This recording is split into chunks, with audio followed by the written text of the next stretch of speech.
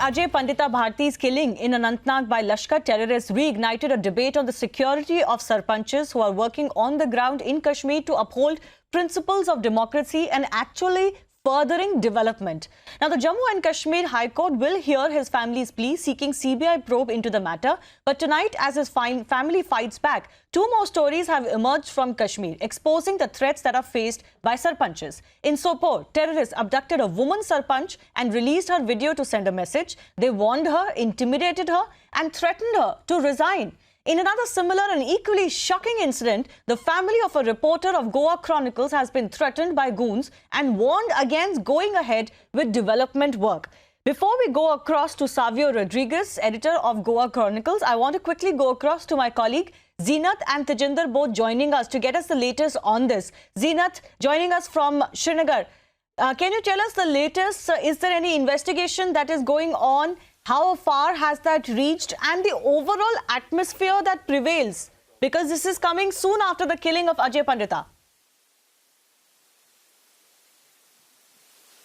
See, Shivani, I'll tell you, this is the video that has surfaced recently in social media, but this was reportedly shot by militants on Friday last, and the woman was threatened to resign from the post of Sarpanch because she's the Sarpanch of BJP from North Kashmir. In fact, her husband is also a punch. Simultaneously, what we are picking from the sources is that she was threatened by a militant called Haider, who's from the Lashkar-e-Toiba. She was abducted by him, and she was threatened to resign, otherwise she will be targeted. And the conversation that is there in the video, she seeks forgiveness from him and she gives appealing him that she will resign, and she had some financial issues and other things. In fact, the militants had also checked her mobile where the number of SHO concerned and also concerned SP was found, and she was told why the number is there.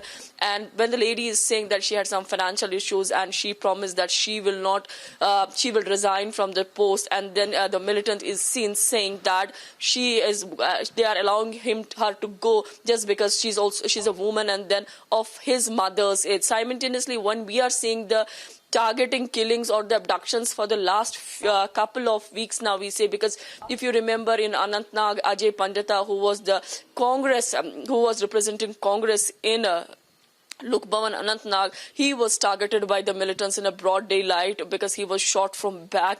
And because we have been seeing, although the TRF has claimed the responsibility for the killing, but at the same time, if you look back some 8 to 9 months, particularly when the Sarpanch and the Panch elections were held during Governor Satyapal Malik's tenure, that time also the militant outfits came openly saying that to avoid going to the polling stations, and the people were asked not to file the nominations papers because if they do so, that will be the against of these outfits. Yes, absolutely. And they will be targeted. But I think now there is a sense of urgency developing because it has led to the brutal murder of Ajay Pandita as well.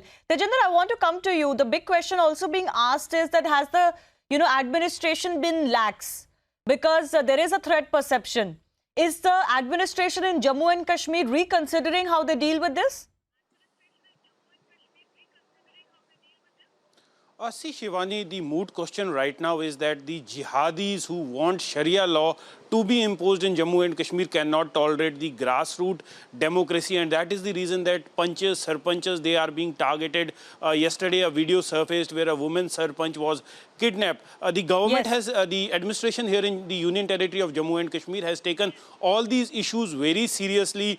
The issue has been discussed threadbare in various review meetings that are being held by the administrative council here. So clearly we will see that in the next few days a set guidelines would come out whether these punches and sarpanches who face threat from the jihadi organizations like the TRF, do they need security? Will they be provided security? So the decision in this effect would come in next few days. We saw the brutal killing of Ajay Bharti Pandita by the hands of terrorists, the terrorists from the TRF, the abduction of a woman sarpanch. Yes, Shivani. Absolutely. All right, Tejinder and Zeenat, I appreciate you joining us with the latest. Let's go across to Savio Rodriguez as well. Savio, one of your colleagues' family has been threatened. And you've been writing, a lot about the situation that prevails in Kashmir. What do you think the threats and such blatant threats and killings especially of minority community members, part of the process in Jammu and Kashmir shows? Well, if I have to be brutally honest, Shivani, I think the minorities at this point of time in Kashmir are not safe. That's the brutal, honest truth. When I mean minorities, I'm talking about the Sikh community, I'm talking about the Kashmiri Pandits, I'm talking about the Christians that live in Kashmir. They are not safe at all. You see, you're dealing with a mindset issue in Kashmir. It is not a demographic issue. It is a mindset issue with some of the radicals in Kashmir. So what is happening to the Sarpanches, what happened to Ajay Pandita, was a simple fact that he was working towards inclusiveness of Kashmir with India holistically. That is what the democratic process of India is all about, to bring Kashmir holistically with India. But the fringe elements in Kashmir, the radicals in Kashmir, they do not want that to happen, because if that happens, the people in Kashmir will start seeing good time. They will start being inclusive with India. They will have economic activity. They will have better education. They will have better healthcare facilities. They don't want the people of Kashmir to move forward. That is essentially the problem with the radicals. Absolutely. So, talking specifically about the case of your colleague's family, what is the latest that you can tell us, Savio? Well, primarily, my chief reporter's mother is a Sarpanch, and she has been pointing out irregularities within the village with regards to one radical individual. This individual was a part of the anti-CAA riots and anti-CAA protests in Delhi, and has been very vocal about spreading a little bit of communal tension in the village.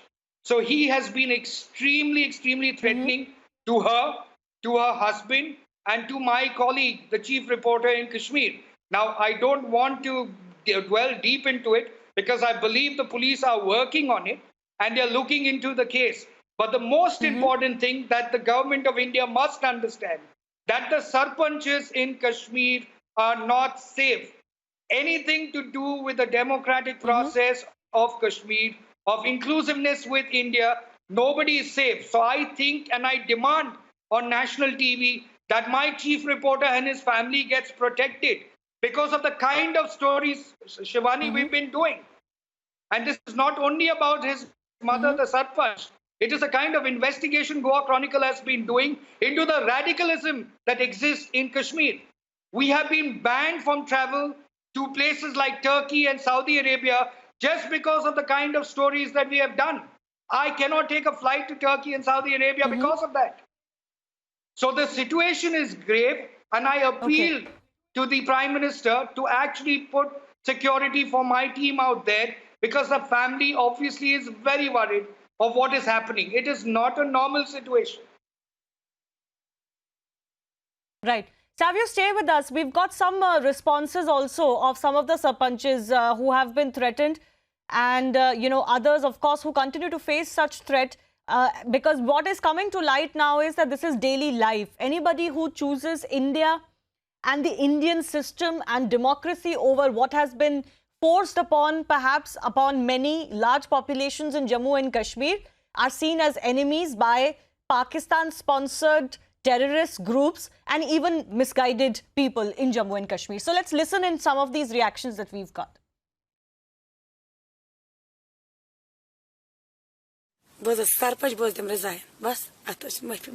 Phones mas kemsun number os. Atmos SP number. SHO bomb SHO number. Acha bomb police os. Anas. Atmos SP number was otro number te repose getsvanan me thoda lokas at satawa pat pose getsvanan kashpon buchas garib ada kash manganas mera pita yara pita. Asa khudain baitul malak nizam tam sikim kata tho. That game buchas manga mai boz dem rezai mai pitch sai manga khudai bakcha Muhammad bakcha te jan bakcha. This is last warning. Such a thing. मैं तो सही मौजूद इसलिए मैं आपको छोड़ रहा हूँ. बस दिन रज़ाए उससे मंगा माफ़ी.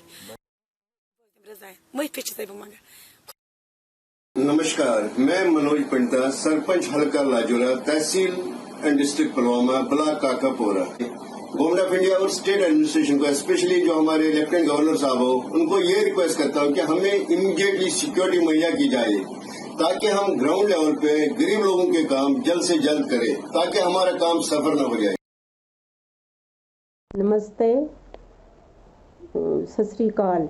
میں نریندر کور ڈسٹرکٹ بارامولہ کے گاؤں شراکا واڑہ کی سرپنچ ہوں.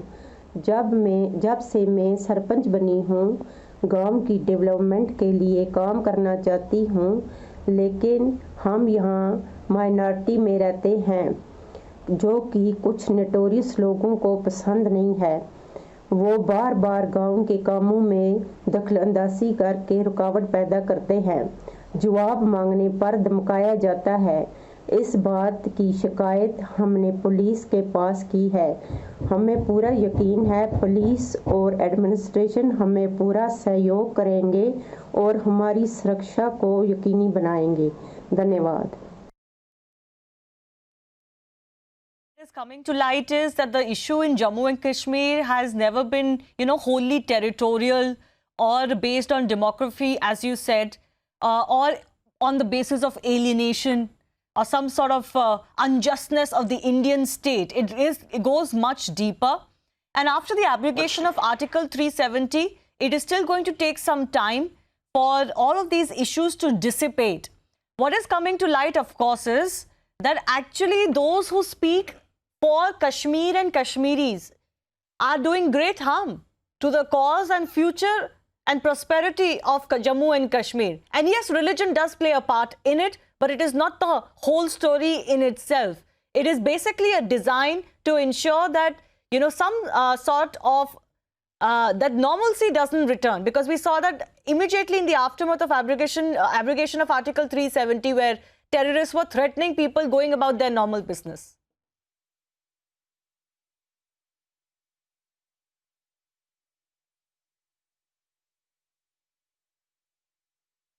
Savio?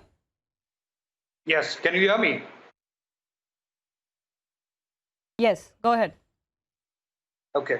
You see, the problem in Kashmir is if you ask most of the Kashmiris that are not from the minority community on what is their view on Kashmir and India, majority of them will tell you that for them Kashmir is first, then it is pro-India.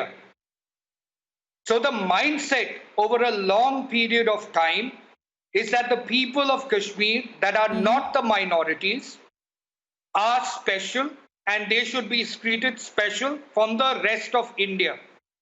As far as the minorities of Kashmir are concerned, the majority in Kashmir don't give a damn about them. For them, they are just collateral damage in a war that is silent, in a war that has been going on for so long with India. So it is important for the Indian government to realize that the politicians in Kashmir of the past were responsible for the situation that Kashmir is today. It is these same politicians. Right. Savio, can I also very quickly ask you, since you're veering towards that point, what role do you think local parties and their local leadership is playing in this? I'm talking about Kashmiri parties.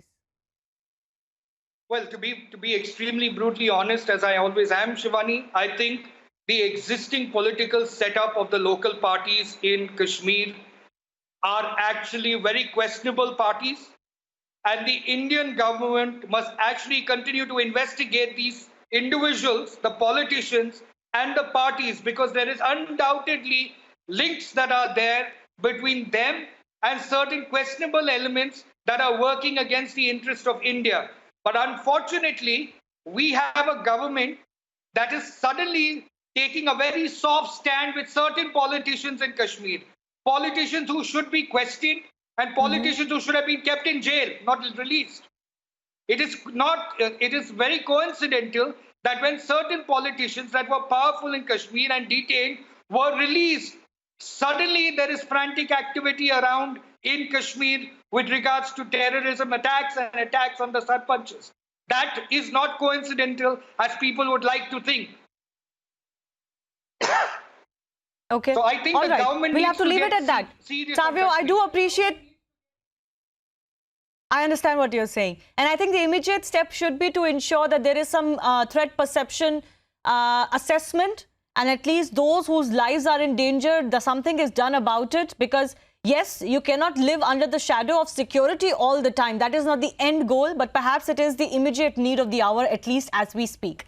Savio, thanks a lot for joining us. And also a reminder, this is The Big Debate at 10 p.m. with Arnab Goswami later this evening as well. So stay tuned. Time for us to slip into a very short break. And here's a reminder of what else is lined up on the other side.